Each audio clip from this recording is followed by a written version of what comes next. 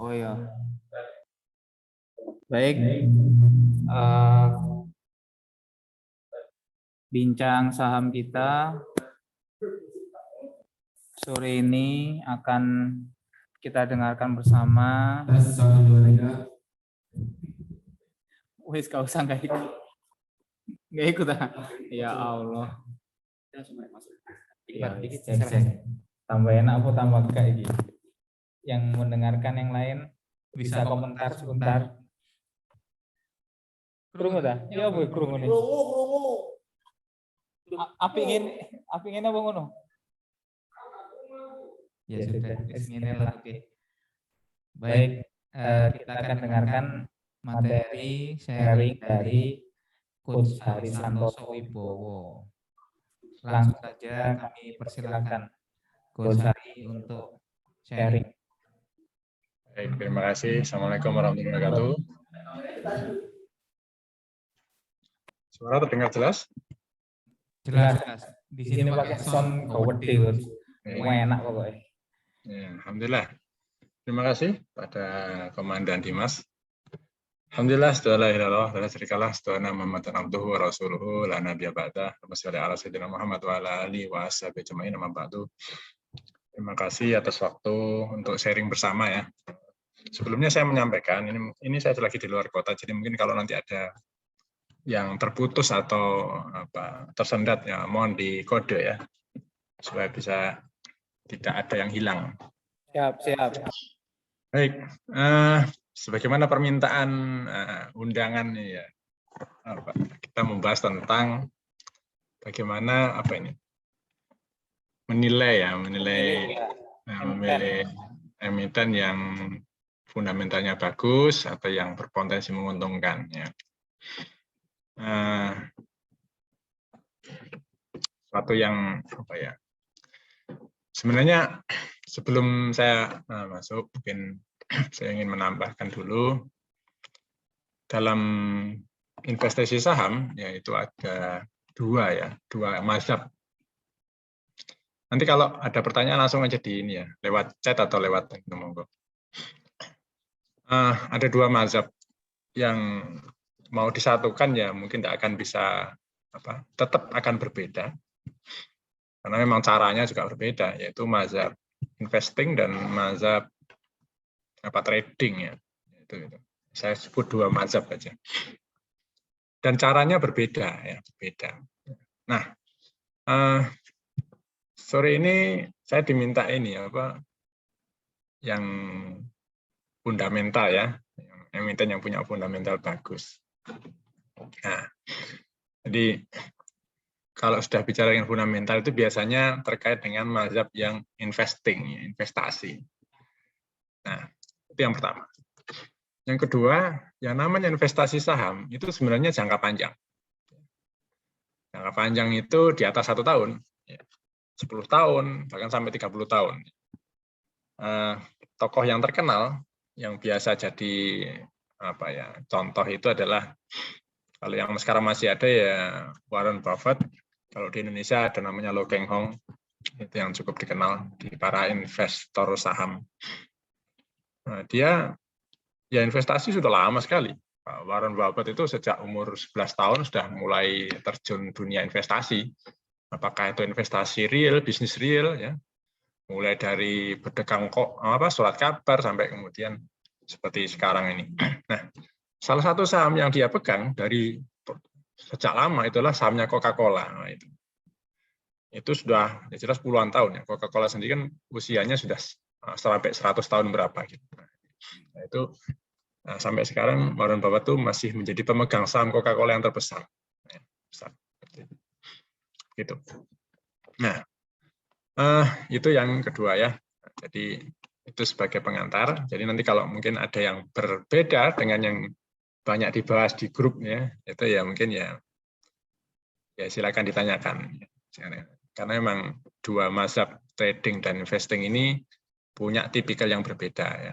Walaupun sama seperti bola basket dan sepak bola ya, sama-sama main bola, sama-sama banyak memasukkan ke gawang lawang, tapi ya caranya itu berbeda, tidak bisa disamakan, tidak bisa disatukan. Tapi masing-masing punya teknik sendiri dan cara tersendiri. Baik, izinkan saya share dulu ya.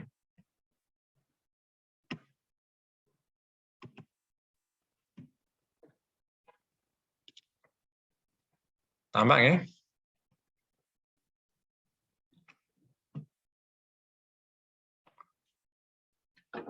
Kelihatan? Kelihatan, Coach, kelihatan. Oke, baik. Ya, ini Kelihatan. analisis fundamental. Nah, apakah itu fundamental analysis? Ya, mungkin tadi sudah ada yang nonton ya. Nah, sebelumnya saya mau tanya nih, dari yang hadir ini, Nonton. ada yang belum punya rekening investasi?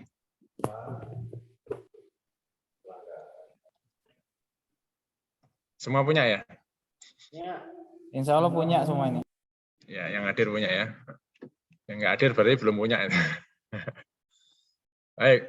Nah, fundamental analysis atau analisis fundamental itu adalah dia menilai nilai intrinsik atau nilai daleman ya dari sebuah perusahaan. Jadi semua yang terkait dengan perusahaan itu ya, dinilai. Nanti apa ya kita bahas nanti sama-sama. Yang kedua, meninjau faktor ekonomi, keuangan, dan faktor kualitatif dan kuantitatif lainnya. Jadi termasuk misalnya kondisi ekonomi yang mempengaruhi perusahaan tersebut. Ya. Misalnya kalau sekarang ini harga energi atau batu bara, minyak bumi sedang naik, maka itu akan mempengaruhi perusahaan yang bergerak di bidang batu bara atau minyak bumi. Nah, jadi analisis juga, walaupun itu termasuk faktor eksternal ya, tapi itu juga harus dianalisis. Yang kedua adalah keuangan. Nah, keuangan ini termasuk keuangan, yang terutama adalah keuangan perusahaan. Jadi sebenarnya dalam investasi saham itu sama ya, dengan kalau kita bisnis. Ya. Kalau kita mau bisnis, kemudian atau kita mau investasi di, misalnya ada saudara atau teman kita mau buka bisnis, kemudian mengajak kita, ayo urun investasi, urun modal. Ya, itu sama sebenarnya caranya. Ya. Jadi harus mengetahui yang namanya keuangan. Nah, kalau Warren Buffett bilang ya keuangan itu adalah apa ya? Ya sudah, kalau mau bisnis ya harus tahu keuangan. Bisnis apapun, termasuk kalau dalam investasi saham dalam hal ini adalah investing ya.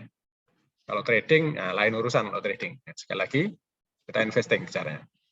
Kemudian faktor kualitatif dan kuantitatif lainnya ya macam-macam ya. Kualitatif itu misalnya kualitas produknya, apakah dia monopoli atau tidak monopoli, atau dia mempunyai menguasai pasar ya, market share-nya paling besar misalnya, atau tidak ada pesaingnya misalnya, atau produknya paling mempunyai produk yang baru, selalu produk yang baru, dan seterusnya. Dan kuantitatif ya jelas ya, misalnya jumlah produknya yang tadi menguasai pasar, atau mungkin jumlah cabangnya yang paling banyak, atau jumlah cabang di negara paling banyak, dan seterusnya. Yang ketiga, mempelajari industrinya, keuangan, dan manajemen dari perusahaan. Nah, industrinya termasuk misalnya, apakah nanti pada beberapa masa ke depan ini mobil bensin dengan listrik mana yang akan berkembang? Ya jelas kalau zaman sekarang ya masih yang menguntungkan ya mobil kendaraan konvensional. Tapi kalau bicara masa depan maka ya pasti akan bicara dengan kendaraan listrik. Walaupun belum menguntungkan. Ya, jadi itu mempelajari industri atau teknologi misalnya. Apa yang ke depan ini dalam teknologi? Apakah masih ada nanti teknologi komunikasi seperti sekarang atau seperti apa? Kemudian keuangan. Keuangan jelas bagaimana perkembangan keuangan ke depan misalnya. Kalau dulu kita tidak mengenal yang namanya financial technology, ya kita mengambil uang, transfer uang ya melalui ATM. Tapi sekarang, beberapa waktu lalu saya membaca bahwa transaksi melalui ATM berkurang drastis. Jadi mungkin lama-lama ATM akan ditinggalkan, mungkin. Sehingga ada pertanyaan, terus bagaimana kita mencari atau mengambil uang tunai kalau ATM nggak ada? Nah, itu pertanyaan selanjutnya. Ya, itu contoh aja. Kemudian manajemen dari perusahaan. Nah, ini manajemennya. Siapa yang menjadi direktur perusahaan tersebut misalnya? Atau siapa yang memiliki? Atau siapa yang memegang saham? Kemarin contohnya dibahas di grup bagaimana ada saham DCII, ya, Data Center Indonesia. Itu harganya melonjak 10 kali lipat, dari harga 5.000 menjadi 50.000 dalam waktu 2 pekan.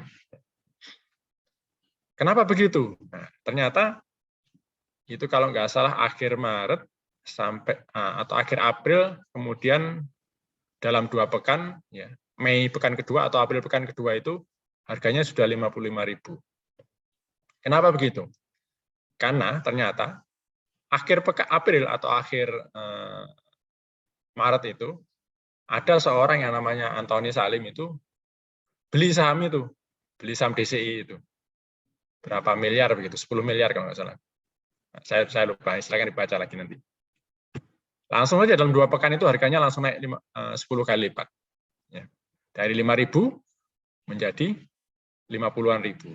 Nah, itu kenapa? Gara-gara Antoni Salim beli sahamnya. Itu adalah contoh ya. Mungkin contoh lain bagaimana kalau Astra itu Astra sudah terkenal dengan manajer yang bagus, ya, pengelolaannya bagus, maka ya itulah perusahaan yang bagus. Itu misalnya seperti itu. Baik, nah, terus mengapa harus menggunakan fundamental analysis? Yang pertama, ya agar kita bisa memilih perusahaan yang potensial untuk tempat investasi. Ya, sekali lagi,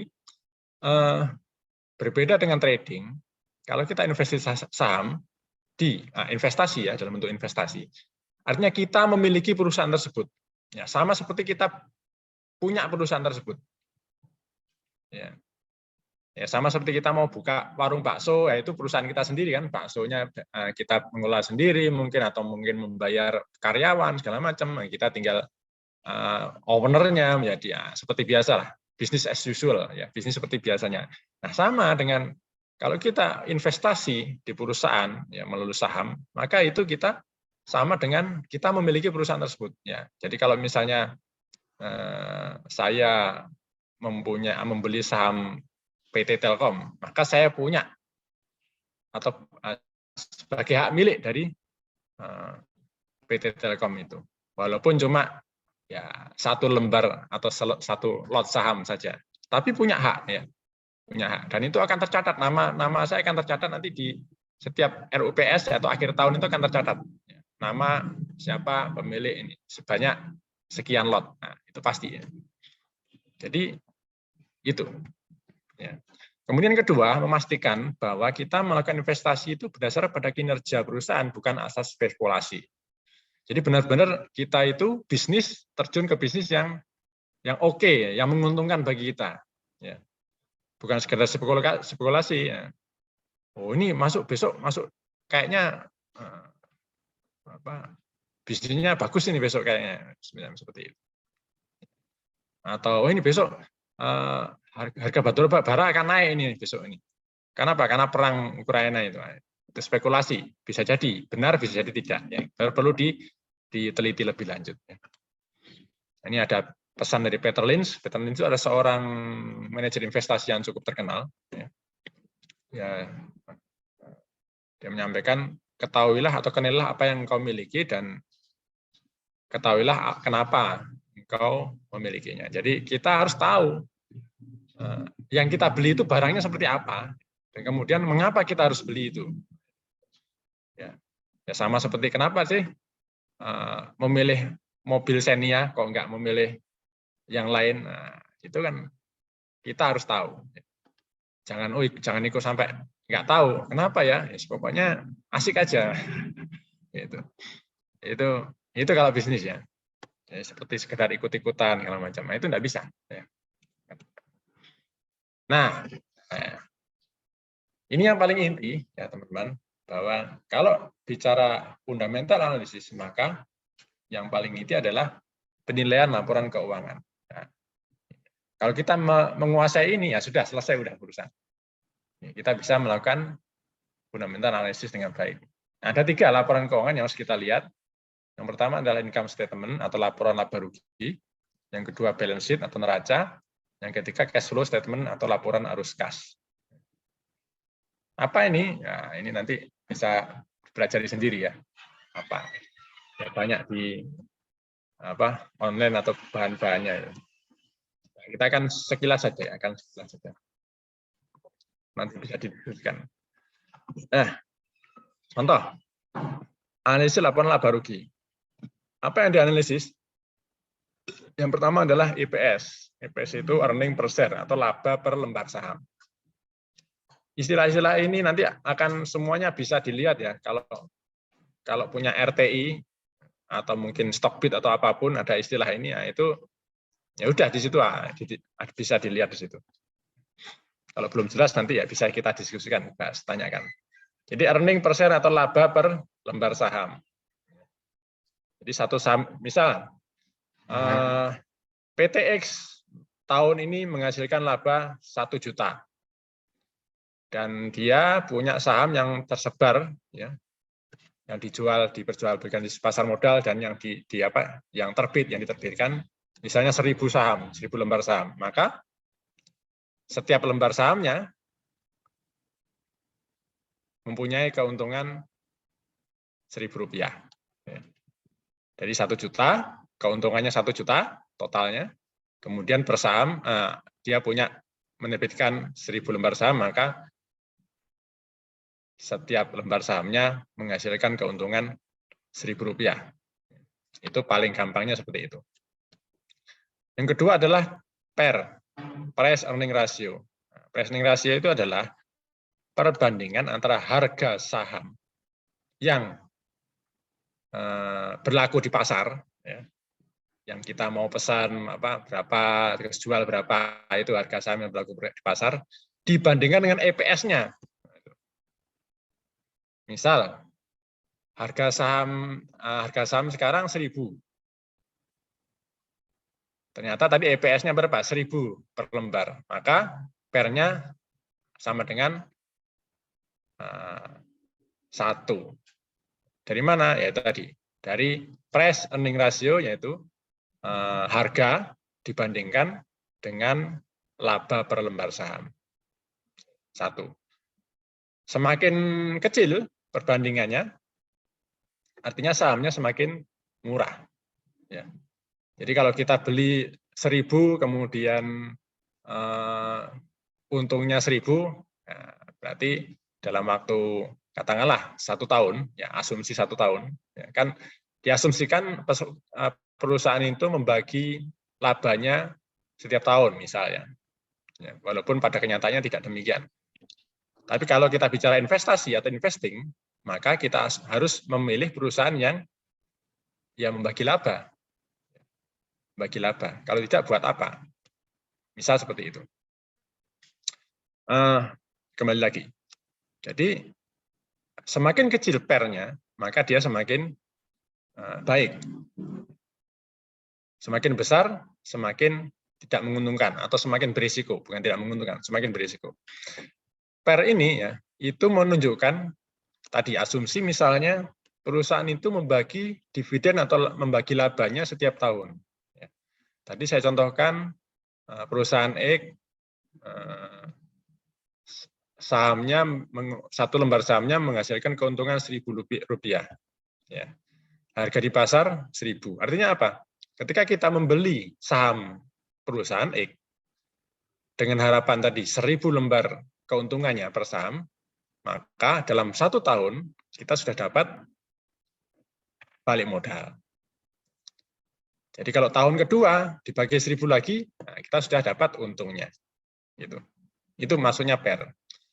Contoh kedua, kalau misalnya harga di pasar 500, sementara labanya 1.000, nah berarti kan pairnya cuma setengah. Itu lebih bagus lagi.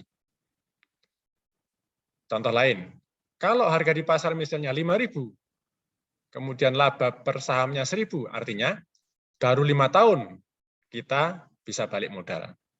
Jadi 5 kali. 5.000 harga sahamnya di pasar dibagi EPS atau laba per saham 1.000, jadi 5.000 dibagi 1.000 jadi 5 kali. Maka dalam waktu 5 tahun dengan asumsi setiap tahun membagi keuntungan Rp1.000 per lembar saham, maka baru kita bisa dapat balik modal. Itu cara membaca pair. Nah, pair yang bagus berapa? Yang pair bagus ya 10%, 10 kali, mohon maaf. Itu maksimal. Tapi sekali lagi tergantung dengan pesaingnya, biasanya begitu. Oke, nanti kita bahas lebih lanjut kalau memang ini ya. Yang ketiga, pertumbuhan revenue. Pertumbuhan revenue itu yang namanya revenue ya penghasilan. Revenue bisa macam-macam ya istilahnya. Bisa revenue itu bisa penghasilan sebelum pajak, bisa penghasilan setelah pajak, bisa penghasilan sebelum operasional, bisa penghasilan kotor. Nah, ini tergantung, bisa dinilai dari apa saja. Semakin tinggi ya semakin bagus. Nah, intinya seperti itu. Yang keempat misalnya net profit margin. Nah, laba ya, laba bersihnya. Ya, laba bersih. Ya semakin besar ya semakin bagus jelas. Dividend yield itu adalah nilai dividen dibandingkan harga pasar saham itu. Contohnya tadi, kalau satu lembar saham tadi saya contohkan perusahaan X adalah Rp1.000, nah itu kalau kalau dibandingkan dengan harga pasar sahamnya yaitu 1.000 tadi, maka dividen yield-nya adalah berapa? 100%. Ya, 100%. Jadi harga sahamnya sama dengan harga yield yang didapatkan sama dengan harga pasar. Semakin persennya semakin besar ya semakin bagus. Semakin bagus.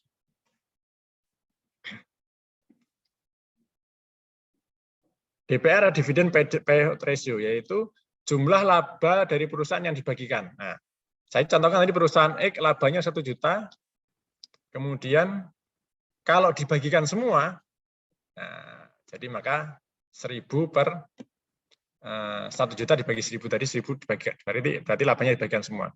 Tapi kalau dibagikan tidak semuanya, misalnya dari laba 1 juta itu yang dibagikan cuma 500.000. Nah, itu artinya dividen payout ratio adalah 50% dari keuntungan.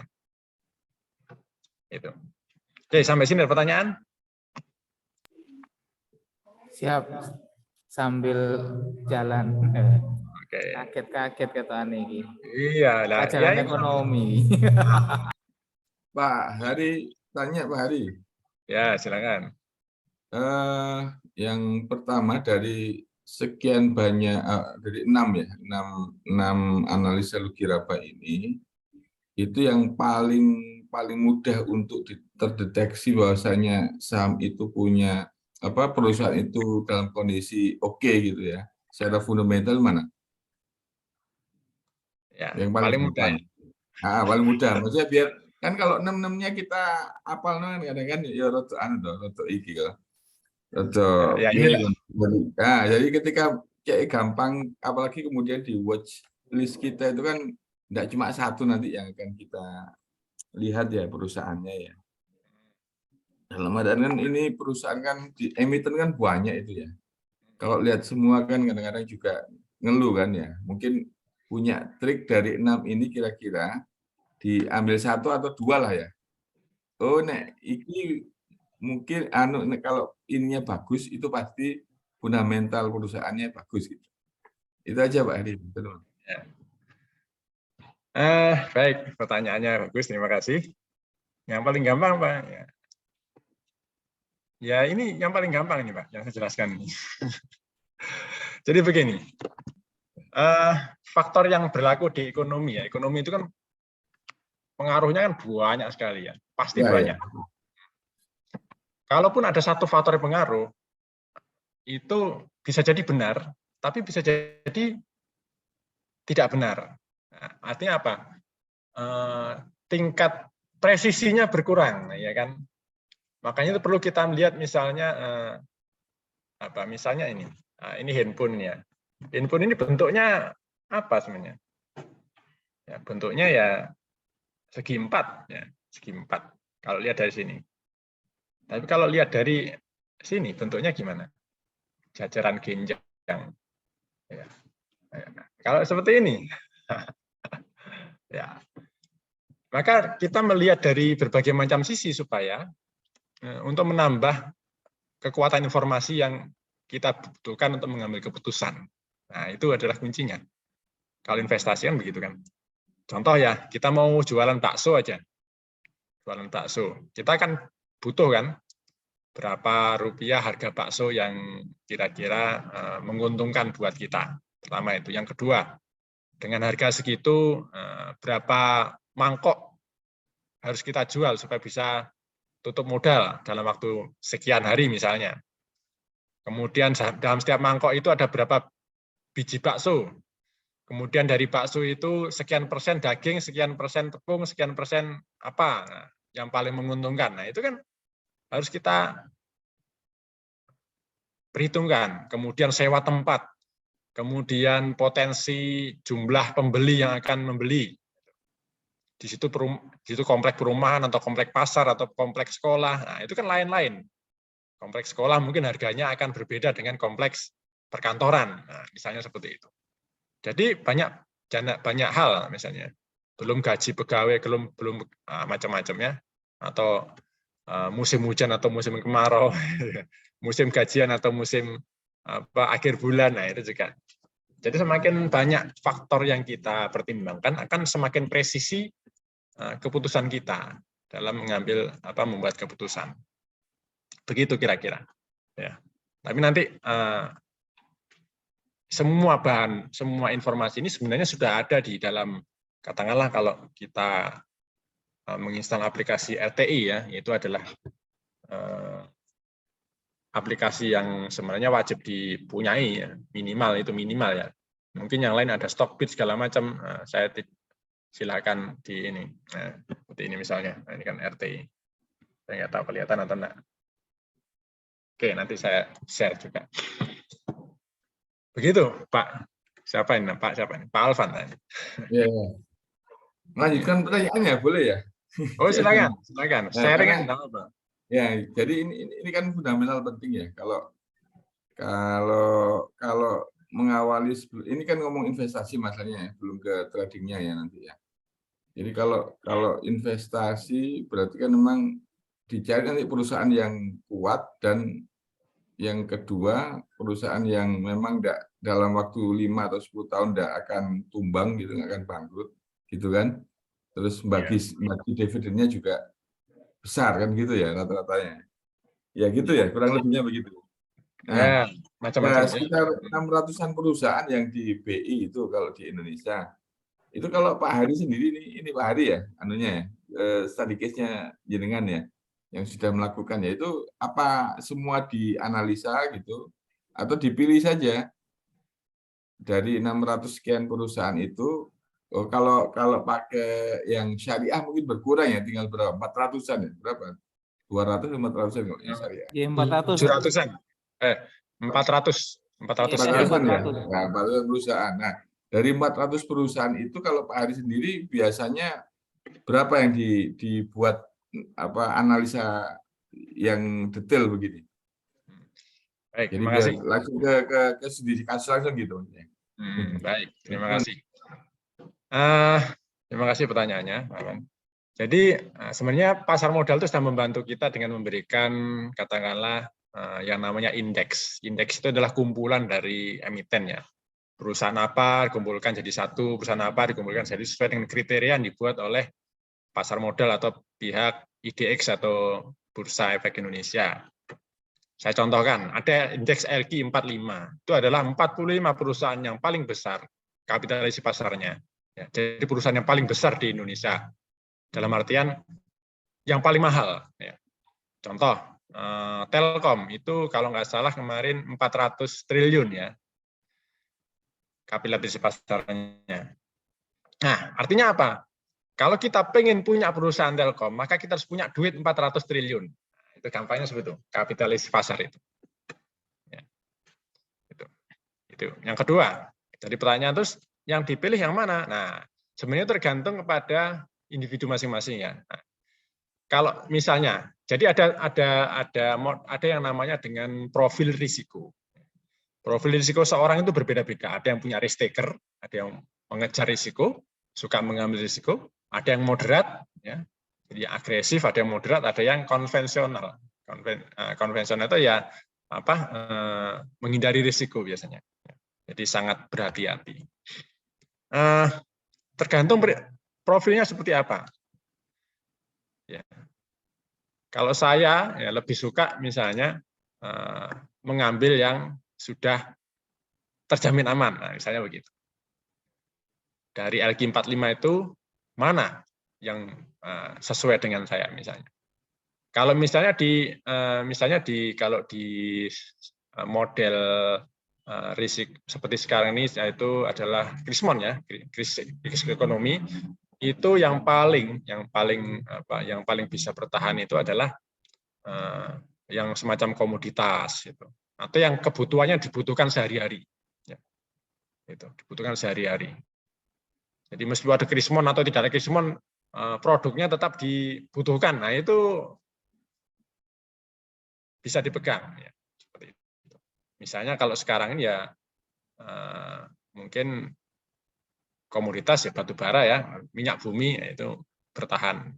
Sebenarnya kebutuhan pokok itu bisa bertahan juga, kebutuhan pokok.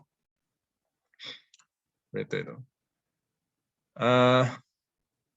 Ya, kurang lebih seperti itu, Pak Afan. Nah, ini nyambung dengan Afan kok mendominasi. Ya, apa, jadi rata-rata untuk ini saran ya. Saya ini kan pemula, kemudian juga bukan risk taker gitu ya. Teman-teman juga yang mungkin yang baru ikuti kan juga pemula juga. Nah, sarannya gimana Pak Ari? Biar langsung nyambung ke profil kita masing-masing, maksudnya saran bagi pemula, kemudian ilmu juga belum banyak. Nah, ini biar nggak terlalu banyak memakan waktu masuk dalam tetek bengek laporan rugi laba, karena mungkin modalnya juga cepet kan. Kalau mau beli saham-saham yang masuk dalam 45 itu kayaknya juga belum kita, gitu kan. Nah, itu bagaimana memulainya agar bisa memulai dengan fundamental yang bagus. Terima kasih. Baik, memulai. Ya. Yang pertama, tujuan dari investasi apa dulu? Kalau tujuannya jangka panjang, misalnya untuk besok kalau misalnya pensiun, nah, lain dengan yang tujuan misalnya nanti untuk menyekolahkan anak ke perguruan tinggi, ya kan lebih dekat. Apalagi yang tujuan mau menikah, nah itu lebih dekat lagi. Jadi beda. Jadi setiap orang pasti berbeda, makanya itu seperti itu. Nah, dimulai dari tujuannya dulu, dipahami dulu, tujuannya antum untuk apa, mau apa itu. Kalau jangka panjang ya berarti nanti lanjutnya kita akan mencoba untuk memilih mana yang saham-saham yang dalam jangka panjang itu bertahan dengan bagus. Misalnya. Tapi kalau jangka pendek, nah itu akhirnya modelnya bukan investing, akhirnya trading seperti itu. Nah itu makanya konsep trading dan investing itu sedikit agak berbeda, tergantung dengan tujuannya masing-masing. Nah itu seperti itu, kurang lebihnya ya sebagai awal. Kalau modalnya kecil segala macam, ya dimulai dari modal kecil itu misalnya 100.000 ya misalnya. Nanti kita bisa pilih. Pertama kita tertarik kepada bisnis apa sih? Ya, bisnis apa? Kita pahami bisnisnya. Ya, kalau kita dulu pernah mungkin ada namanya sistem canvassing itu ya, bisnis model, canvassing bisnis model. Nah itu kita bisa tahu di situ. Ya. Jadi bisnis apa? Misalnya bisnis. Dan bisnis harus dipahami. Ya. Jadi bisnis katakanlah batu bara. Batu bara itu dia sebagai apa? Sebagai petambangnya, atau sebagai penjual saja, atau perantara saja, atau sebagai kontraktor saja seperti itu. Itu macam-macam. Kemudian bisnis kesehatan itu ada macam-macam. Ada farmasinya, ada rumah sakitnya, ada laboratoriumnya, ada alat kesehatannya, atau ya seperti itu. Mau masuk yang mana? Itu contohnya. Jadi kita harus dari diri kita sendiri mulai. Pertama tujuannya apa, kemudian kita serapnya itu mau bisnis apa sih? Nah, itu sama seperti kita kalau mau bisnis biasanya. Enaknya bisnis apa ya? Nah, saya senang. Biasanya orang kalau senang itu akan concern di situ, fokus di situ. Gitu. Itu pertama kali begitu, kurang lebih. Oh lah, apakah menjawab? Kalau detail-detail ya kita bisa jalan sambil jalan nanti ya. Kalau memilih bagaimana ya tadi. Pertama bisnis apa dulu, baru kita memilih emitennya apa. Apakah mau yang LQ45? Apakah mau yang apa? Nanti LQ4 itu macam-macam. Jadi tadi ada rumah sakit, ada tambang, ada industri, ada macam, ada 11 industri yang bisa kita pilih, yang kita bisa masuki. Masing-masing punya tipikal resiko sendiri-sendiri. 5 tahun yang lalu, tahun 2000, mohon maaf, ya kalau nggak salah, saya pernah membaca penelitian bahwasanya kalau mau bertahan lebih lama itu ada sektor-sektor industri yang bisa kita perhatikan. Yaitu pertama adalah kesehatan, kemudian pendidikan. Ya, cuma di Indonesia pendidikan belum masuk ini ya, belum masuk bisnis ya, nggak boleh, masih belum boleh.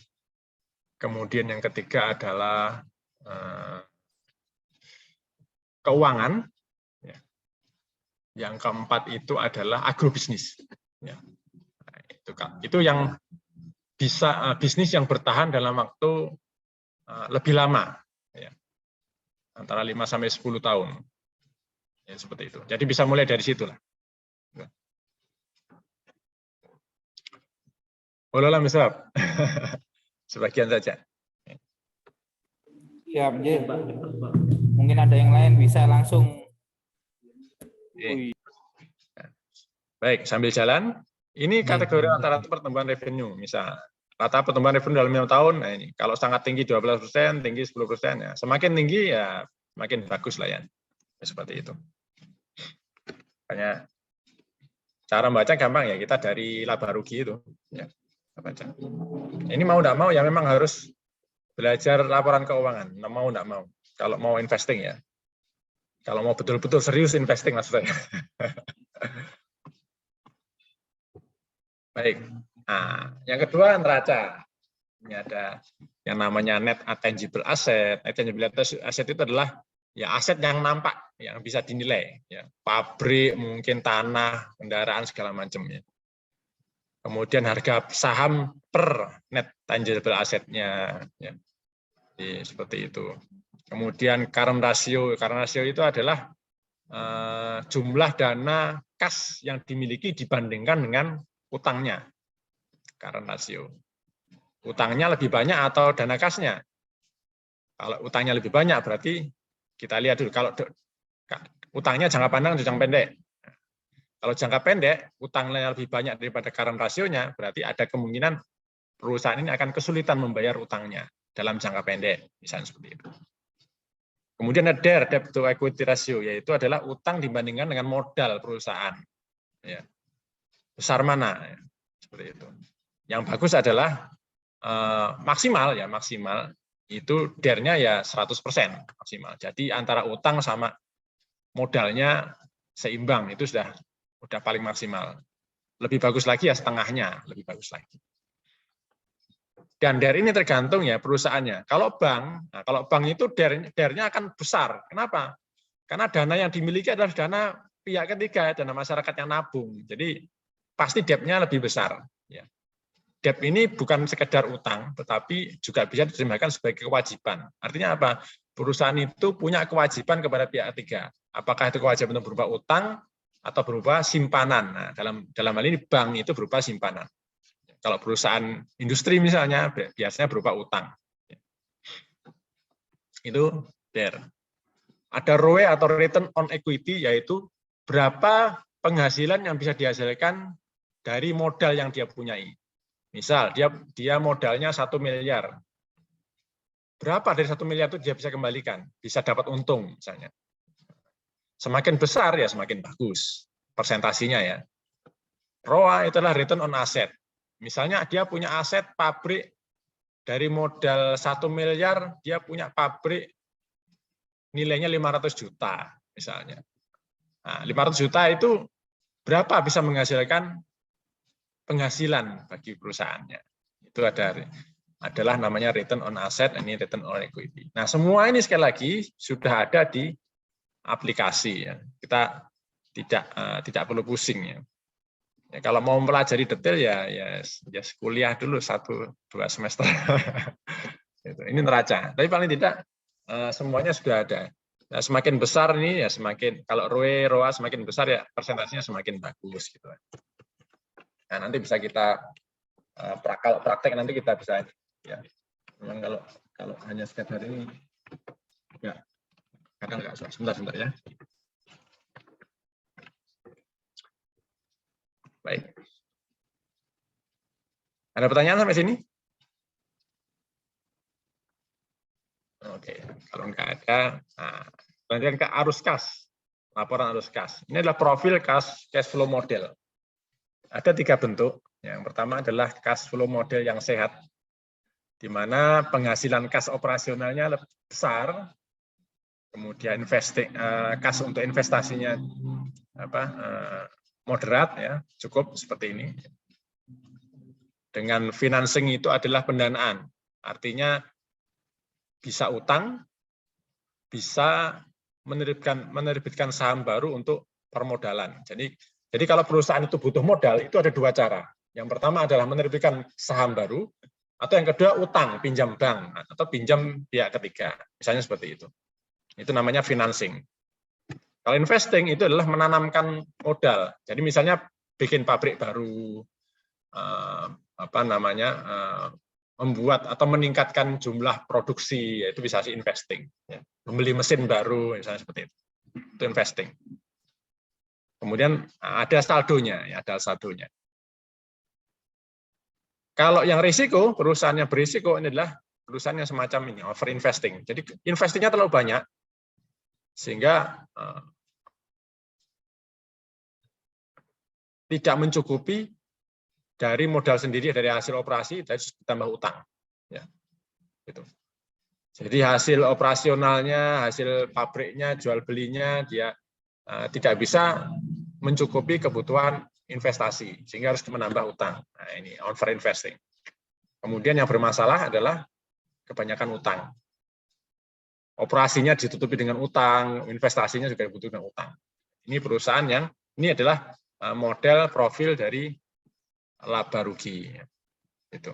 Nah, semuanya ini adalah bisa dibaca di arus kas. Ya. Arus kas ya, cash flow, bukan laba rugi. Arus kas. Ada pertanyaan?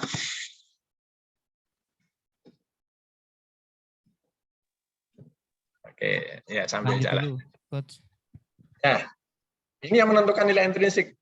Yang pertama adalah kualitas bisnis. Prospeknya bagaimana, kemudian strategi yang dipakai seperti apa, kedudukan persaingannya gimana, dia banyak pesaing atau tidak, ya. Kemudian harga itu bisa harga produk, harga saham, harga macam-macam ya. Kemudian persaingannya kompetitif, ya, di mana di dalam kondisi itu perusahaan mampu menghasilkan keuntungan yang berlipat. Nah, itu artinya kualitas bisnisnya bagus ya. Nah, contohnya apa misalnya? Contohnya bagaimana nanti kita lihat bagaimana Unilever ya. Unilever ini sekarang kondisinya sedang terpuruk ya. Nah, kinerjanya buruk ya. Kinerjanya buruk. Nah, akibat pandemi kemarin. Tetapi kalau perusahaan yang bagus ya, maka dia akan baik lagi, kondisinya akan pulih lagi begitu misalnya pandeminya usai seperti ini. Indofood misalnya seperti itu. Bagaimana? Itu kalau kondisi misalnya dalam seperti itu. Nah, kalau yang nggak bagus bagaimana? Yang nggak bagus ya tewas semua. Contoh, dulu sebelum pandemi ada namanya Sril, itu Sritek ya, Sritek itu yang kemarin kena kasus apa itu ya, sama dengan keluarganya Pak Presiden. Dia adalah satu dari LQ45. Ya, itu tahun 2018 atau 2019. Nah, tapi ternyata ini terancam bangkrut. Ya, terancam bangkrut. Jadi tidak semua LQ45 itu bagus sebenarnya. Nah, makanya kalau tidak kita baca laporan keuangan, ya repot udah. Repot. Yang kedua, kualitas manajemen. Nah, bagaimana pemiliknya, ya, kemudian pengalamannya, prestasinya, kejujuran dan transparansinya. Itu. Nah, contoh kan tadi misalnya DCI, bagaimana Antoni Salim itu bisa meningkatkan harga saham DCI dari 5.000 menjadi 50.000 dalam waktu 2 minggu saja. Ya, itu karena sudah ya Antoni Salim. Siapa yang nggak tahu Antoni Salim? Pertama itu. Yang kedua, dicontohkan kemarin juga di grup ada ADMR, ada Raw Mineral, nah, itu ya. Dia naik ya dari IPO sekian ratus rupiah, sekarang harganya sudah ya 2.000-an ya segala macam. Nah, itu kenapa? Karena yang pegang ADMR siapa? Ya ada Thohir bersaudara itu. Ya, siapa yang nggak kenal mereka? Mereka sudah punya Adaro, kemudian beberapa lagi yang lain. Nah, itu banyak sekali ya ceritanya seperti itu. Maka setiap emiten atau perusahaan yang di situ terlibat ada misalnya orang-orang yang sudah ternama di bisnis Indonesia, pasti harganya akan naik nanti. Ya, pasti akan harganya bagus, sahamnya bagus. Biasanya seperti itu. Kualitas keuangan seperti dana cair yang banyak, ya, punya dana cash yang cukup banyak, walaupun tidak selalu ya, tidak selalu. Kemudian pengembalian modalnya tinggi tadi, ROA, return on asset, return on equity. Ya. Kemudian laporan keuangan mencerminkan posisi keuangan perusahaan. Seperti itu. Baik. Nah, kesehatan perusahaan. Kesehatan perusahaan itu diukur sebagai berikutnya. Dibandingkan dengan rata-rata perusahaan lain dalam industri yang sama. Misal, kalau kita mau mengukur sehatnya perusahaan batubara, maka yang dibandingkan dengan perusahaan batubara, bukan semua perusahaan. Misal, perusahaan batubara itu pernya berapa? Kalau pernya rata-rata di bawah 10, maka ya itulah dibandingkan dengan yang sejenis ya. Yang paling rendah berarti yang paling baik, misalnya seperti itu. Kemudian konsisten dari 3 sampai 5 tahun posisi keuangan. Artinya apa? Artinya dia untung terus selama 5 tahun misalnya, itu bagus. Atau pertumbuhannya stabil 5% per tahun, keuntungannya tumbuh stabil, nah, itu bagus, itu konsisten maksudnya. Tapi kalau berfluktuasi, nah itu berarti masih ada risiko yang lebih tinggi. Yang ketiga, analisis banyak mungkin rasio keuangan ini. Ada berbagai macam rasio keuangan, nah ini nanti bisa dipelajari lebih lanjut ya. Semakin sebanyak mungkin. Karena tidak bisa kita mengukur kondisi perusahaan itu dari jumlah uang kasnya saja. Kenapa? Karena kalau uang kasnya perusahaan itu banyak yang nganggur, nah itu artinya dia tidak produktif ya. Tidak tidak bisa memanfaatkan uangnya, ya, tidak bisa menghasilkan. Terlalu banyak uang kas yang nganggur. Begitu juga kalau kekurangan juga tidak baik. Jadi harus kita perhatikan semua. Oke, nah ini adalah yang diminta oleh Pak Alvan. Ada sebutkan 6 magic number fundamental analysis. Yang pertama adalah EPS, itu laba per lembar sahamnya harus positif ya. Pilih kalau di antara 400 50-an sekian itu dari saham syariah misalnya, yang sudah positif labanya. Jangan yang merah-merah, yang positif. Jadi sudah untung, jangan yang rugi. Makanya kalau ada investasi di Bukalapak, ya kalau saya kan udah untung ya nggak apa-apa silahkan. Tapi harus kita perhatikan ya. Nah, kemudian Goto, nah itu masih rugi ya. Jangan kalau kita terjun ke situ ya kita rasional aja lah, rasional ya. Nggak usah apa namanya itu terlalu berharap keuntungan, potensi keuntungan di masa depan. Itu masih potensi, berarti belum real. Yang kedua adalah intrinsic value. Nah, cara menilai intrinsic value itu banyak sekali, secara teori banyak sekali. Tapi saya berikan aja, ya ini rumus dari guru saya, ya, EPS kali 8,1. Kalau hasilnya lebih besar daripada harga pasar sekarang, maka dia masuk under value. Artinya dia di bawah harga seharusnya. Ya. Kemudian kalau sebaliknya, kalau harganya intrinsic value-nya di bawah harga sekarang pasar, ya, maka dia termasuk over value. Ya. Itu. Jadi harga pasarnya lebih mahal daripada harga seharusnya. Ya, kalau bahasanya Lo Keng Hong itu Avanza berharga Mercy, ya. Tidak ada yang mau beli. Ya. Tapi kalau under value itu Mercy harga Avanza. Nah, itu. Oke, yang ketiga adalah MOS, margin of safety. Nah, ini cara menghitungnya adalah market price atau harga pasar sekarang, ya sama ya CP dengan MEMP ini. Dibagi NAVS. NAVS itu net asset value per share. Kalau di RTI itu ya sama. Ya. Ini kurang dari daripada 1. Ya. Jadi harga pasar maksimal dengan NAVS-nya harus kurang dari 1. Kalau masih 1 ya berarti ya masih ya PEPO, enggak untung. Jadi begini, teorinya, logikanya begini. Kalau harga pasarnya masih lebih rendah daripada harga seharusnya, maka kita, terutama bagian trading, itu masih bisa berharap keuntungan, selisih dari harga pasar dengan harga yang seharusnya dengan harga pasar sekarang. Bisa dipahami? Misal, kalau NAVS-nya itu 1.000, sementara harga pasarnya masih 500, maka ada potensi harga naik dari 500 ke 1.000. Jadi kita masih punya potensi keuntungan 500. Itu maksudnya MOS.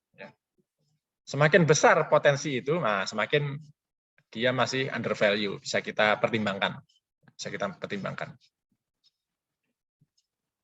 Sampai sini ada yang bertanya? Atau ngantuk semua ini? Lanjut dulu, nanti terakhir. Izin Adimas, Siap. Menarik ini, menarik. Siap. Kalau misalkan intrinsic value itu jadikan sebagai trendline dalam grafik, bisa nggak ya? Maksudnya gini, ini kan patokan ya, patokan sebelum ini nyampur ke trading ini sebenarnya. Bukan nyampur. Saya sudah tergambar misalkan tradingnya bukan investingnya. Kalau investingnya oke lah, clear. Ini jadi tujuan jadi patokan sebelum kita beli untuk jangka panjang. Biar nanti bisa. Jadi saya nyambung ke grafik yang nanti akan kita baca. Kalau misalkan intrinsic value harga saham ini jadi trendline dalam sebuah grafik, itu jadi patokan, mungkin nggak nanti dipakai sebagai acuan ketika dia kan nanti kan grafiknya turun gitu, ketika dia walaupun turun ternyata masih over value kan, berarti kan kita nggak harus beli kan. Maksudnya begitu. Maksudnya begitu. Betul ya? Maksud pemikirannya betul ya. Jadi kan dalam sebuah emiten kita kasih IV ini jadi sebuah trendline garis lurus gitu, merah gitu. Ya dalam sistem yang nanti pakai stock bid atau apa gitu kan ya. Kemudian kita ada gerakan naik turun itu sebagai acuan awal kan gitu ya. Nah, walaupun misalkan dia turun, tapi kalau memang itu masih di atasnya EV, berarti kan kita nggak harus beli juga kan gitu. Iya. Nah, gitu ya, benar ya pemahaman saya. Oke. Makasih Pak Ari. Cuma konfirmasi pemahaman aja. Ya. Baik, terima kasih. Saya lanjutkan ROE ya ini tadi ya. Return on equity-nya pilih yang 15%. Di atas 15%. Kalau di bawahnya ya masih untung sih, cuma kita kan cari yang ini ya. Jadi kenapa nilainya seperti ini ya? Ini adalah ya ini sudah penelitian dari dulu-dulu ya. Ya. Jadi ada para ahli atau ilmuwan yang meneliti ya kalau amannya 15% di atas. Kemudian PE ratio tadi. kurang dari 10 kali. Ya, single digit lebih baik. Kenapa? Kalau lebih dari 10 kali, artinya kita kalau investasi situ, artinya kita butuh 10 tahun lebih. Coba kalau kita lihat bagaimana Bukalapak atau Goto itu. Pernya berapa coba? Pernya sampai sekian ratus, ya. Mau hidup sampai kapan? Kita paling beberapa tahun lagi sudah tidak di dunia ini. Nah, maka itu semakin kecil pernya, artinya kita semakin cepat balik modal. Itu bahasa gampangnya seperti itulah. Per itu. Kemudian BVPS adalah book value per share. Jadi harga buku dari saham setiap sahamnya. Akuntansi aja, secara akuntansi. Jadi begini. Di dalam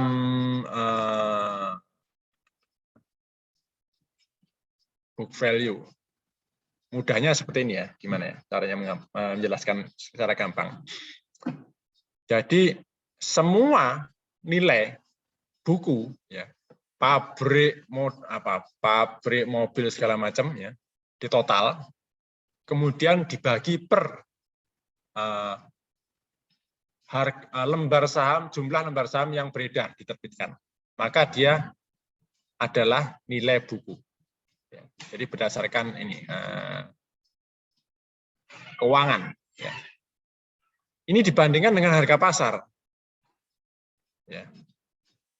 Kalau harga bukunya, menurut bukunya lebih besar daripada harga pasar, maka dia undervalue. Ya. Kalau sebaliknya, kalau harga bukunya lebih kecil daripada harga pasar, maka dia overvalue. Prinsipnya sama. Jadi kalau misalnya misalnya kita punya perusahaan A, kemudian di situ ada pabrik, mobil, kemudian kantor, dan segala macamnya, dinilai total, itu nilai asetnya adalah 1 miliar. 1 miliar. Kemudian saham yang diterbitkan misalnya 1 juta.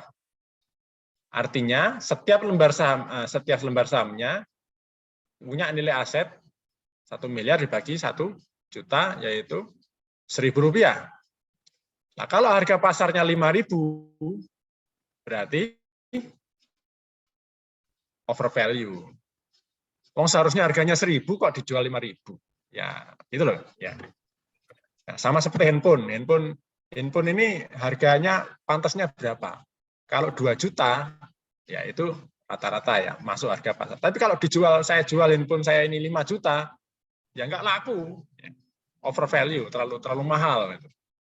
Tapi kalau misalnya saya jual 500.000, wah mungkin banyak orang yang berminat.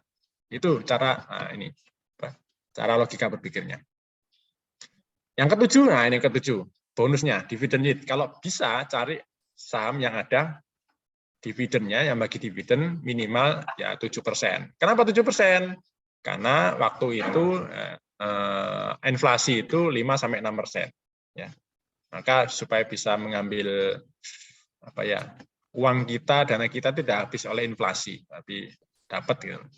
Jadi ketika kita misalnya harga sahamnya jatuh, kemudian dia bagi dividen, ya kan kita kan nggak rugi-rugi amat ya. Uang kita terus berkembang, nah, seperti itu. Oke, price is what you pay, value is what you get. Ya, jadi harga itu adalah apa yang Anda bayarkan, sementara value itu apa yang didapatkan. Bisa jadi kita membeli saham suatu perusahaan, value-nya lebih buruk atau lebih baik. Ya, itu seperti itu. Baik, sampai sini. Ada yang sampaikan, tanyakan, diskusikan. Nah, sudah selesai. Monggo silakan yang mau bertanya. Teman-teman sambil pegangan kepala boleh tanya. Itu semua kalau punya RTI, ini barusan kita buka-buka RTI ada semua. Ada semua. IPS-nya sudah ada, langsung ada, tinggal mungkin kalau intrinsic value-nya ini harus dikalikan dulu, IPS-nya keluar juga. Nah ini sangat Pak Hari, prefer mana? Lihat EV atau BVPS untuk jadi trendline kira-kira? Apa dua-duanya gitu? Semakin banyak ya. Enggak kan ini teman-teman kan mungkin langsung aja ke trading ya nanti lari. Mungkin larinya ya. Mungkin sebagiannya aja yang investing ya. Iya, iya. Jadi kalau misalkan kita bikin trend line garis gitu untuk sebagai patokan sebelum kita menggunakan analisa yang lain gitu di grafik itu, karena kan pasti antara EIV dan BPFI kan nggak belum tentu sama kan ya, intrinsik dan kan misalnya ini gimana? Apakah harus dua-duanya terkonfirmasi misalkan? Kalau saham ini kan memang harus under value baru kita buy kan? Ini kesimpulan saya ini. Under value baru buy kan gitu mestinya secara ideal gitu Mas.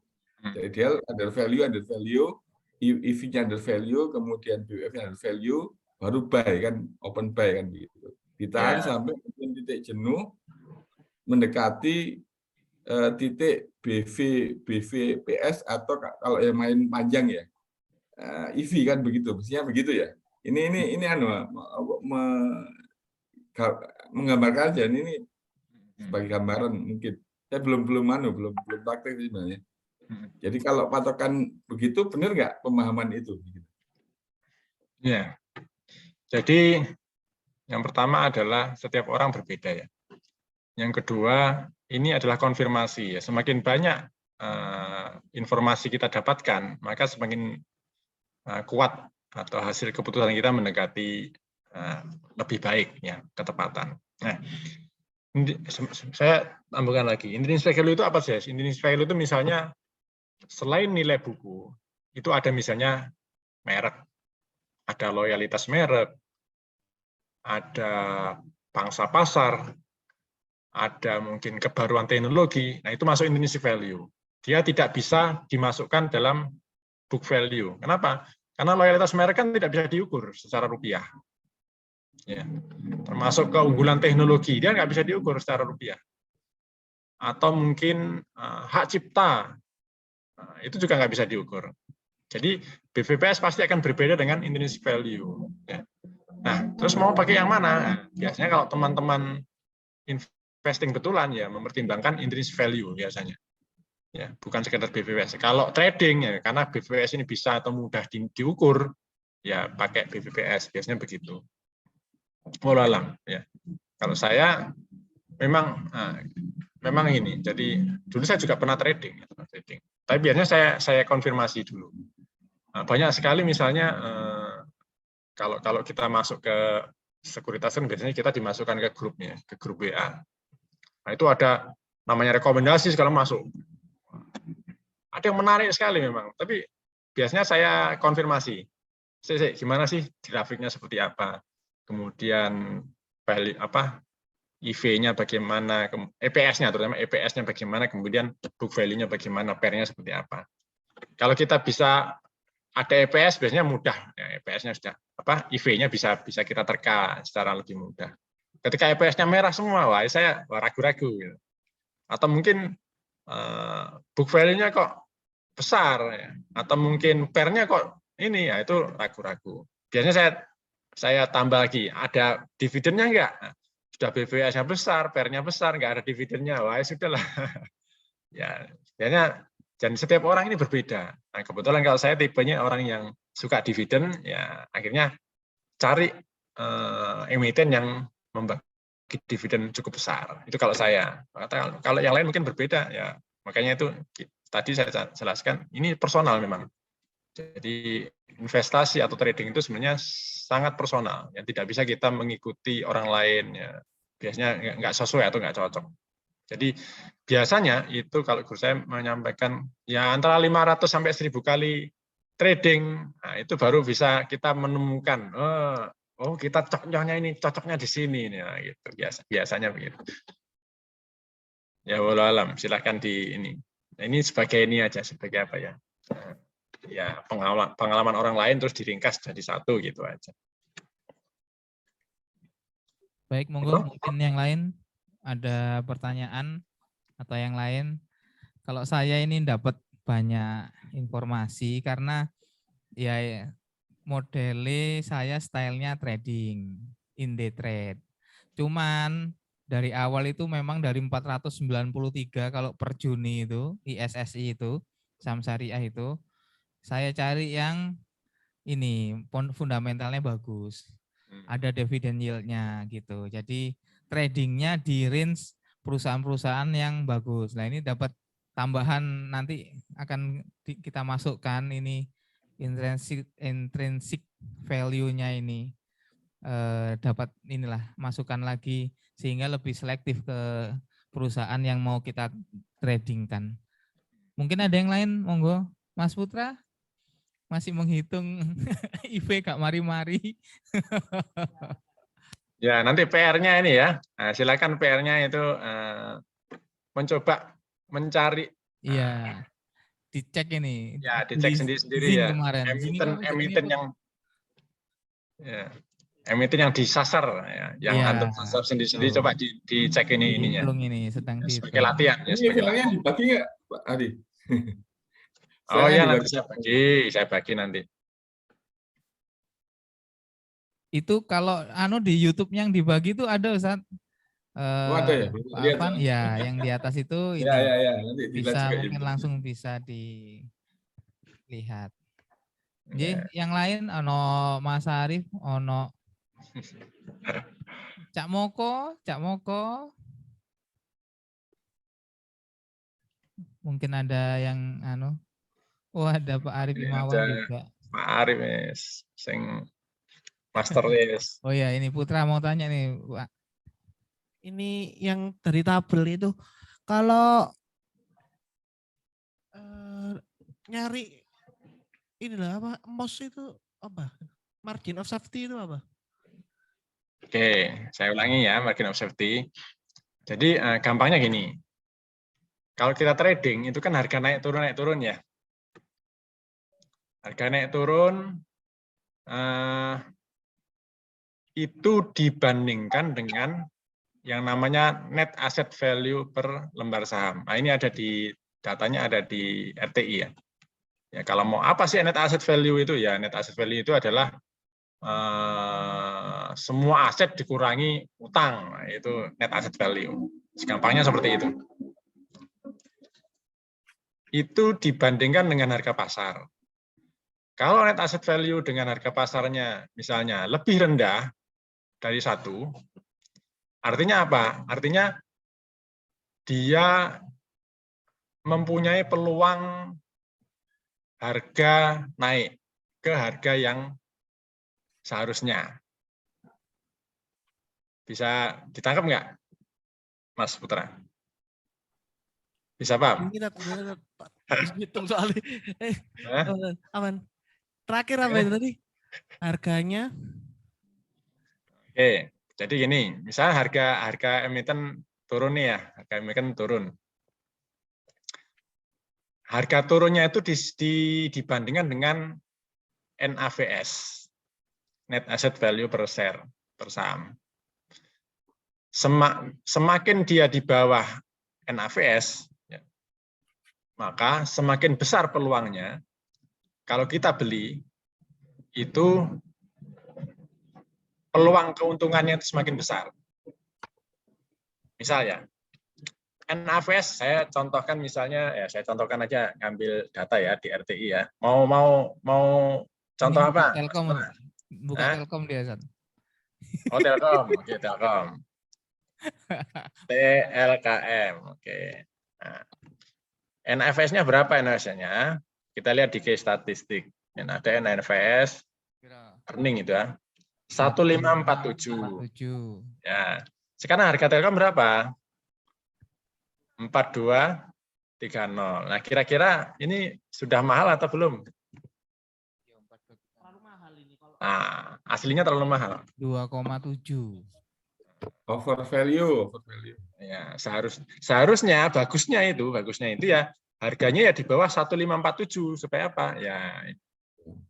Tapi kita nggak tahu kan. Nilai itu gitu ya. Ya, seharusnya begitu. Tapi yang namanya Telkom kan pertama dia perusahaan yang monopoli ya atau yang menguasai pasar. Nah, itu tidak bisa dinilai dengan nilai aset. dia punya merek, dia punya jaringan, dia punya macam-macam. Itu kan nggak bisa dinilai dalam rupiah. Ya, Pak Putra. Paham nggak? Ya paham. Nah, ada merek, ada teknologi tinggi, ya mungkin kemudian jaringan yang besar, menguasai pasar, itu nggak bisa dinilai dalam rupiah. Maka itu nilainya jadi lebih besar. Ya. Gitu. Jadi kadang tidak bisa satu faktor saja yang dipertimbangkan. Kecuali kalau misalnya perusahaan itu baru berdiri, nah, itu baru kita bisa menggunakan NAVS secara lebih presisi ya, lebih tepat. Tapi kalau sudah perusahaan yang punya nama yang bagus ya, Astra, Indofood, Telkom atau nama-nama perusahaan lain yang sudah bagus, ya NAVS itu masih kurang tepat. Harus ada seperti intrinsic value, kemudian EPS, seperti itu. Atau dividen, misalnya seperti itu, Mas.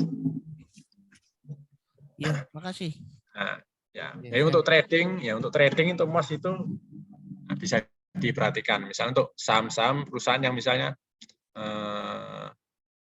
baru-baru itu ya, baru IPO atau perusahaan-perusahaan yang istilahnya value ya, perusahaan value itu bisa pakai MOS, dipertimbangkan.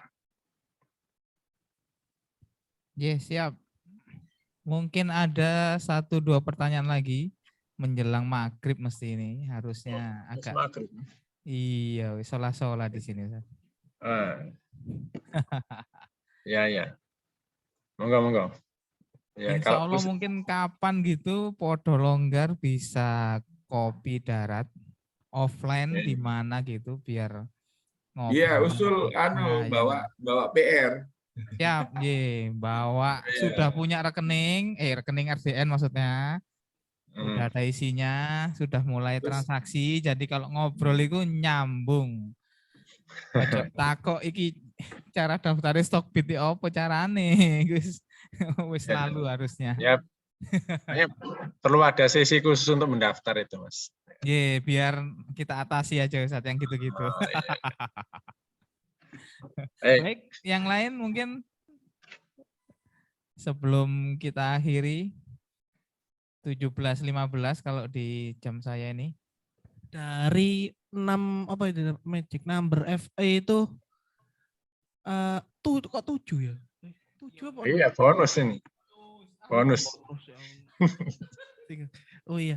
Dari 6 itu yang paling urgent yang mana itu? Mungkin. Sama tadi apakah ya itu tadi dilihat dari depan, belakang, kan berbagai sisi. Semuanya urgent, namanya 6 magic. Kalau enggak 6 magic ya. Magic lek gak 6. Enggak bisa magic. Ya semakin banyak, intinya semakin banyak yang sesuai ya semakin bagus gitulah. Kalau day trading ini kalau trading kita nggak butuh misalnya dividen nggak butuh. Dia nggak butuh. Terus ROE kan nggak butuh. Tinggal berapa kalau day trading? EPS ya nggak butuh. Tinggal berapa? Kalau ini tetap butuh, Pak.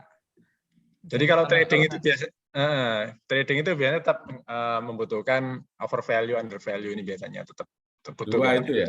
26 ya. Kemudian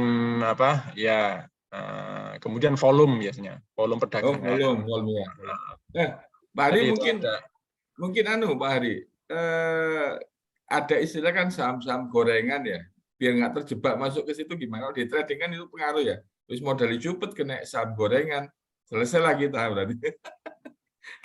Kan gitu, nggak bisa terjebak di situ akhirnya kan nggak bisa trading akhirnya. Ya pakai ini nama Magic FI ini. Terus sebenarnya ada ini. Jadi selain fundamental analysis itu ada model, ada teorinya, ada yang dipakai oleh William O'Neill ya. William O'Neill itu dia punya konsep yang namanya Ken Slim. Lengkap di analisa. Ya, Ken Slim. Lengkap analisanya. Bisa. Berarti nanti mungkin satu sesi Pak Hari bisa menjelaskan itu mendefinisikan malah saham gorengan ya. Karena kalau misalkan kita di trading, kemudian sudah modal cupet kena saham gorengan, floating, selesai kan kita. Iya. Itu. Selesai harus injek baru kan, gitu. Kalau nggak cut loss kan injek baru kan, gitu pilihannya kan ya. Jadi biar nggak masuk ke jebakan-jebakan Batman saham gorengan itu nanti mungkin perlu strategi khusus Pak Dimas. Mana yang sekarang lagi digoreng, mana yang enggak. Walaupun kadang-kadang ada info kan masuk ke grup di setiap itu kan ada, oh ini lagi digoreng kan gitu biasanya. Siap. Kalau jadi kalau saham gorengan itu cara mendeteksinya ya kalau dia tidur lama kemudian tiba-tiba muncul, nah itu saham gorengan. Tiba-tiba Semua saham, bangun. ya tiba-tiba. Semua saham sebenarnya bisa digoreng. Jadi bukan hal yang aneh nanti ketika menjumpai LQ45 kemudian tiba-tiba harganya naik, nah, itu memang sedang digoreng. Ya. Jadi tidak semua saham bisa potensi digoreng, cuma saham yang seperti apa perusahaannya yang digoreng itu yang kita harus milih ya, yang bagus, yang tidak merugikan kita. Seperti contoh begini, Januari kemarin itu Antam ya, itu di endorse oleh seorang artis. Ya. Pom-pom iki. Ya. Jadi seorang artis itu mengendorse, oh saya punya ini saham Antam. Dia naik harganya sampai tinggi sekali dan sampai sekarang tidak kembali lagi. Jadi setelah naik itu 1 hari langsung turun. Ya, langsung turun dan banyak orang-orang yang ya itu yang karena terpengaruh itu sampai utang-utang segala macam, dengan uang utangan dia beli saham Antam itu. Tapi sampai sekarang belum balik lagi. Ya, sampai 4.000 berapa gitu. Bisa dilihat di histori ya, di sejarah bagaimana Antam itu geraknya. Januari kalau saya, ya intinya awal tahun kemarin itu ada artis yang mengendorse itu ya, itu. Termasuk Garuda itu ya kan ada endorse dari seorang ustadz itu. Naik kemudian ya jatuh ya. Ya, ya itulah. 1 years. Ya ini. Jadi Januari, Februari, Maret. Maret tanggal 7. Jadi paling tinggi itu sampai 2.900 itu ya. Kemudian anjlok sampai sekarang belum balik lagi. Nah ini karena endorse dari artis itu. Makanya kemudian kan diingatkan kan. Nah, makanya tidak semua orang boleh mengendorse atau menyampaikan rekomendasi saham. Kenapa? Karena ada aturannya itu secara legal formal ada aturannya. Itu seperti itu. Itu kalau saham gorengan. Jadi cari saham yang aktif diperjualbelikan, jangan yang tidur kemudian tiba-tiba bangun, setelah itu tidur lagi. Ya, itu bisa dilihat di sejarahnya. Sebenarnya ada tadi konsep CanSlim tadi, silakan kalau mau sambil browsing atau di YouTube yang saya juga pernah menjelaskan tentang CanSlim. Nah itu konsep campuran antara fundamental analysis dan technical analysis. Untuk yang trading untuk 1 tahun, tapi tetap jangka waktu mesti ada 1 tahun, 2 tahun, enggak bisa ini. Kalau scalping atau scalperan itu, wah itu udah urusannya lain. Sniper. Para sniper. Baik, mungkin Pak Hari mau gimana? Silakan. Itu parameter maksudnya IPS dikatakan positif itu ada ini enggak Pak? Maksudnya angka berapa begitu atau berapa? Pokoknya positif Pak, pokoknya untung. Jadi EPS positif kan nanti kan sudah untung perusahaan itu. Atau kalau mau makso ya, cari perusahaan yang pertumbuhannya labanya tumbuh. Misalnya yang dari rugi besar, kemudian tahun berikutnya ruginya semakin kecil, nah ada pertumbuhan. Nah, itu cari yang seperti itu. Kalau mau makso ya. Untung tapi ruginya mengecil. Mengecil dari tahun ke tahun. Ada progresnya. Siap. Itu. Tapi kalau mau aman ya mengurangi risiko ya, yang sudah untung gitu. Ya. Untungnya Bukalapak bukan dari bisnis modelnya. Nah, Karena itulah. investasi. Nah, itu butuh analisis tersendiri. Makanya itu kan makanya harus membaca laporan keuangan mau enggak mau gitu. Kita bisa tahu ini untungnya dari mana? Dari jual aset, dari megang saham perusahaan lain atau bagaimana. Nah, contohnya Indi ya, INDI. Itu dia perusahaannya rugi terus, tapi dia bisa bagi dividen setiap tahun. Kenapa? Karena dia pegang saham perusahaan yang menguntungkan. Ya. Jadi kasnya itu selalu positif, meskipun dia sebenarnya rugi di tambang batu bara kan. Dia tidak mendapatkan keuntungan, tetapi dia mendapatkan keuntungan dari memegang saham perusahaan lain yang kemudian dari sahamnya itu dia mendapatkan dividen yang banyak, sehingga kasnya besar. Ya, kasnya besar. Baru-baru ini aja ya. Jadi harus memang ya mau nggak mau harus ya kalau mau ini ya baca laporan keuangan. Siap. Ada yang lain terakhir? Kalau tidak ada mungkin terpaksa kita cukupkan karena waktu terbatas. Memang harusnya akan terus ada yang kita pelajari, kita sharing-sharing bersama. Dengan begitu makin lengkap ilmu pengetahuan kita. Dan jangan lupa yang belum punya RDN mungkin, ini Kak diperiksa nih, Pak Alvan sudah punya RDN Pak? Waduh, pinjam ya. Yang lama ditutup aja Pak, bikin yang baru. Dari Oh, stok sampun. sehari besok bisa. Sudah ada Nah, satu RDN. Biar bisa ini lebih lanjut prakteknya. Jazakallah khairan katsira Pak Hari Santoso yang telah memberikan ilmu pengalamannya kepada kita di investing. Kalau saya ini sangat berharga, maksudnya sangat bermanfaat bagi saya karena walaupun saya trader, sehari-hari dagang saham, tapi memang saya selektif nyari yang emiten-emiten yang fundamentalnya bagus. Salah satunya saya kurang suka dengan perusahaan yang tidak bagi hasil, yang tidak bagi dividen. Tak anggap pelit soalnya, jadi saya nggak berdagang di perusahaan yang pelit. Baik, Ngoten, terima kasih juga teman-teman yang sudah menghadiri, menyempatkan waktu online. Ini ada rekamannya, mungkin nanti bisa dilihat-lihat lagi, juga nanti akan kita share ke grup, biar yang belum berkesempatan hadir, atau tadi ada Pak Selamat sama Wahid tadi yang pengen ikut, tapi mungkin perjalanan. Baik, jazakallah semua, mohon maaf jika ada hal-hal yang kurang berkenan. Kami tutup, Pak Hari, mungkin ada yang terakhir disampaikan? Ya, jadi bisa di dalam investasi saham itu bisa membuat orang cepat kaya, tapi juga bisa membuat orang cepat bangkrut. Nah, itu. Tidak ada sesuatu yang instan ya, jadi semuanya butuh proses. Jadi Warren Buffett saja sampai puluhan tahun, ya Kang Hong juga demikian, ya kita harus sabar juga menjalani seperti itu. Apapun itu. Terutama mau belajar terus-menerus. Nah, Jazakallah sekali lagi, baik kita akhiri saudara-saudara semua dengan baca hamdalah dan doa kafatul majelis. Alhamdulillahirrahmanirrahim. Subhanakallahumma bihamdika asyhadu an la ilaha illa anta astaghfiruka wa atubu ilaik.